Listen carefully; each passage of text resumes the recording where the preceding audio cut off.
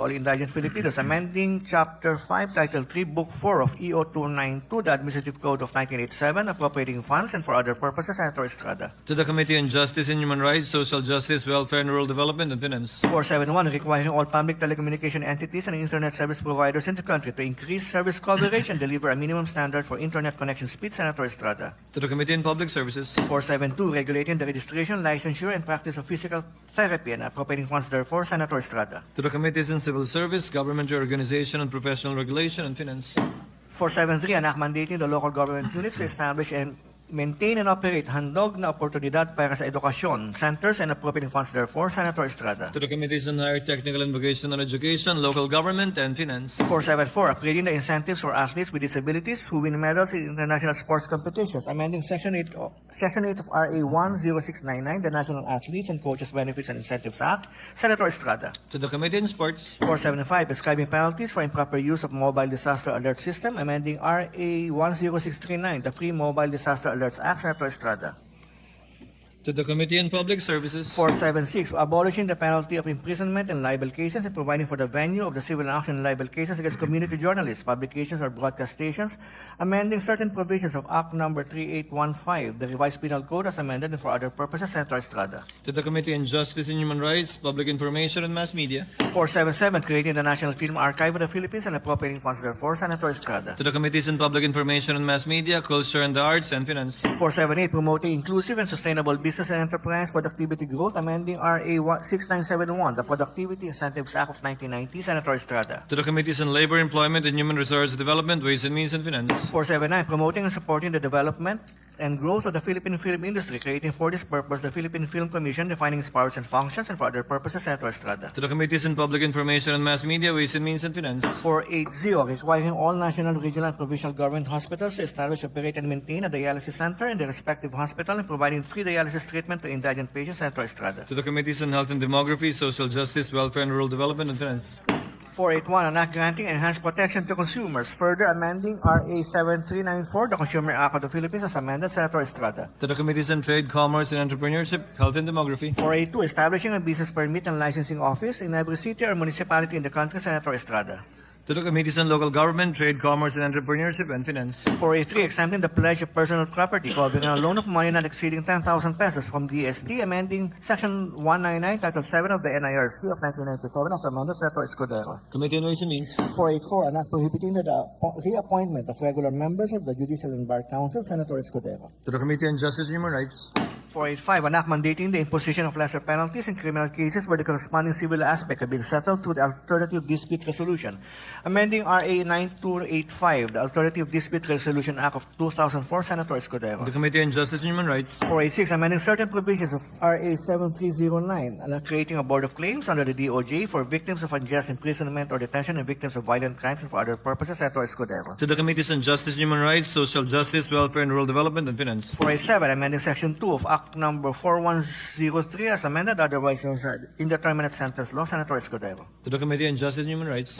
488, an act providing for the delineation of the specific forest limits of the public domain and for other purposes, Senator Escudero. To the Committees on Environment, Natural Resources and Climate Change, Local Government and Finance. 489, strengthening the rules on the proper use and display of our national symbols and the rendition of the national anthem, amending RA 8491, the Flag and Heraldic Code of the Philippines and for other purposes, Senator Escudero. To the Committees on Culture and the Arts and Finance. 490, increasing the penalty of criminal negligence committed by common carriers, further amending Article 365 of Act Number 3815, the Revised Penal Code, introduced by Senator Escudero. To the Committees on Justice and Human Rights and Public Services. 491, abolishing the use of community tax certificate and the power to levy community tax, repealing the pertinent provisions of RA 7160, the Local Government Code of 1991, Senator Escudero. The Committee on Local Government. 492, expanding the number of qualified beneficiaries of the Magna Carta for micro, small, and medium enterprises by adjusting the asset threshold for each enterprise category. Further amending Section 3 of RA 6977 as amended, the Magna Carta for micro, small, and medium enterprises, Senator Escudero. To the Committee on Trade, Commerce and Entrepreneurship.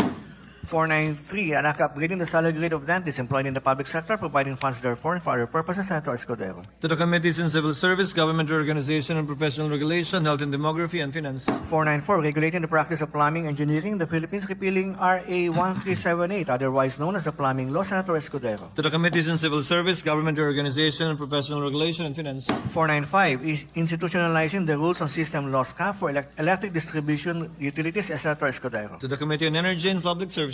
496, exempting electricity sales from VAT, further amending for the purpose sections 108 and 109 of the NIRC as amended. Senator Escudero. To the Committees on Ways and Means and Energy. 497, proclaiming the first Monday of August of every year as the National Line Workers Appreciation Day. Senator Escudero. To the Committee on Energy. 498, an act providing mandatory insurance coverage and other benefits for all line workers. Senator Escudero. To the Committee on Energy and Labor Employment, Human Resource Development. 499, providing for the national policy and framework for energy advocacy, creating the Energy Advocacy Council, Office, and appropriating funds therefore. Senator Escudero. To the Committees on Energy, Civil Service, Government Organization and Professional Regulation, and Finance. Senate number 500, an act granting Philippine citizenship to Miguel Diaz. To the Committee on Rules. Majority Leader. Yes, Mr. President. Mr. President, at this juncture, I move that we resume consideration of Senate Concurrent Resolution Number 4. This is the Senate Concurrent Resolution on strengthening the national budget process. So move, Mr. President. Any objection? Hearing none, resumption of consideration of Senate Concurrent Resolution Number 4 is now in order. Majority Leader. Mr. President, the parliamentary status of the measure is that we are in the period of amendments, and so I move to resume the period of amendments using the amended copy of Senate Concurrent Resolution Number 4 as of August 12, 2021 as our working draft. Mr. President, copies of this draft were already distributed to the members of the Senate through electronic mail and through hard copy, Mr. President. So with that, Mr. President, I now move that we recognize the distinguished sponsor of the measure, the Senate Finance Committee Chair, Senator Gatchalian, and to propose amendments, our dear colleague from the great province of Cavite, Senator Panfilo Ping Lacson. I so move, Mr. President.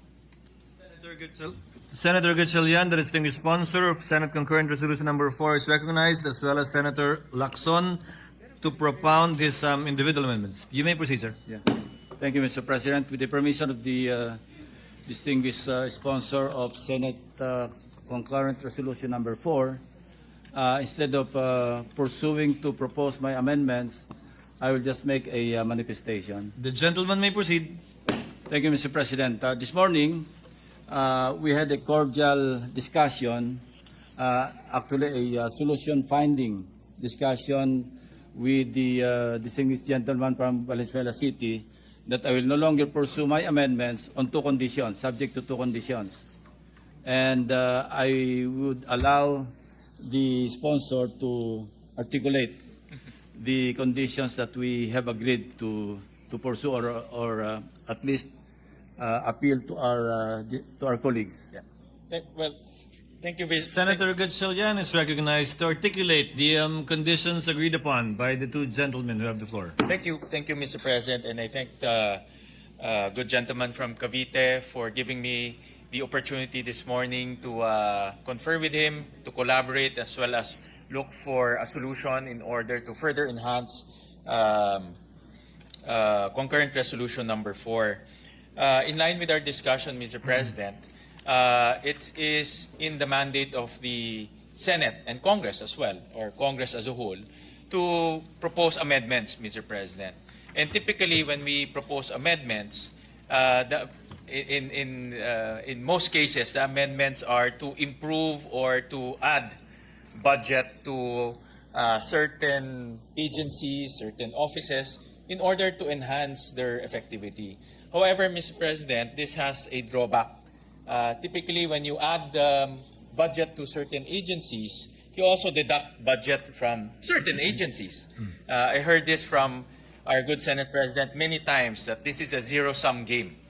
So you add and subtract from different agencies. So part of the solution, as well as appeal to our colleagues who wish to submit amendments, is to assist the committee to look for sources for those amendments as well, Mr. President, because looking for sources is much more difficult than adding to different programs and activities of the different agencies. So to hasten the budget deliberations as well budget process, I appeal to our colleagues who will later on give their amendments to also assist the committee to look for sources as well, so that those sources can be a potential source to enhance those amendments. That's number one, Mr. President, in our discussion this morning.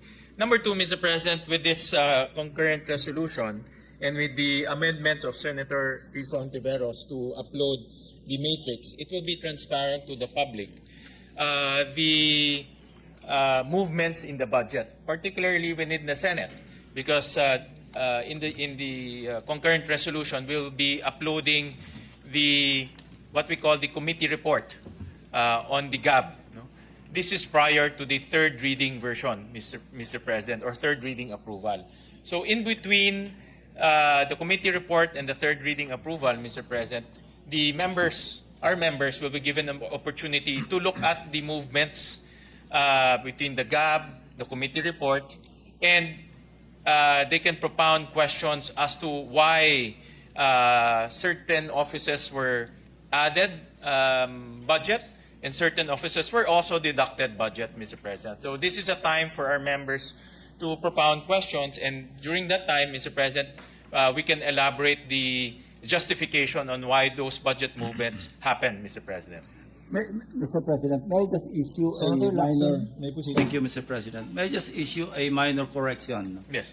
It's between the committee report and the second, the approval on second reading, not the third reading. Yes, Mr. President. Yes, Mr. President. I stand corrected, Mr. President. Because when we submit the committee report, we will still approve it on second reading, Mr. President. And we agree that when any of our colleagues will seek clarification on particular insertions or realignments or amendments, then the chairman of the Finance Committee will divulge the identity or identities of the proponents of the amendments. Well, On the floor, to make it of record. Well, Mr. President, my view is, since this is part of the committee report, then that means the chairman of the Finance Committee has already reviewed, analyzed, and made sure that those amendments are justified, well justified, Mr. President. So the chairman of the Committee of Finance can elaborate and also reveal the history of those changes, Mr. President. Because as your chairman, I have to justify those changes in the committee report. So meaning I have to study very well the justifications and the history of that proposed amendment, Mr. President. Again, a minor correction, Mr. President. It is the individual amendments as well as the committee amendments, they come after the committee report. Because we deliberate, we interpolate, and after the interpolation, we go to the committee amendments and then the individual amendments. And that is where the committee chairman has agreed to divulge the identities of the proponents of the amendments if ever any of our colleagues will seek clarification. Yes, Mr. President. Not only the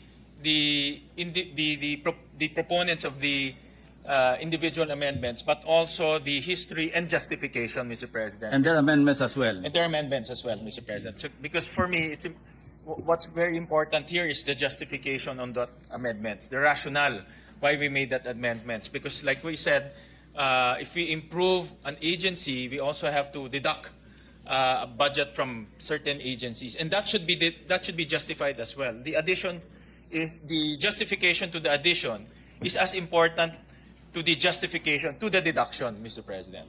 Thank you, Mr. President, for that clarification. And I agreed to the proposal as well as the agreement made by the distinguished sponsor because the outcome is the same. Yes, correct, Mr. President. It is for transparency. Yes. Thank you, Mr. President. Thank you. So for the record, Senator Lacson, did Senator Gatchalian articulate sufficiently, subject to the 2 points you raised, the agreements you made? If so, Majority Floor Leader? Yes, Mr. President. No member wishes to, unless Senator Erwin Gatchalian is seeking the floor. I move that. Tulfo. I am Erwin Tulfo, Mr. President. Erwin Tulfo. Ako si Mr. Sherwin President. Gatchalian, siya po si Erwin Tulfo. Sorry, Mr. President.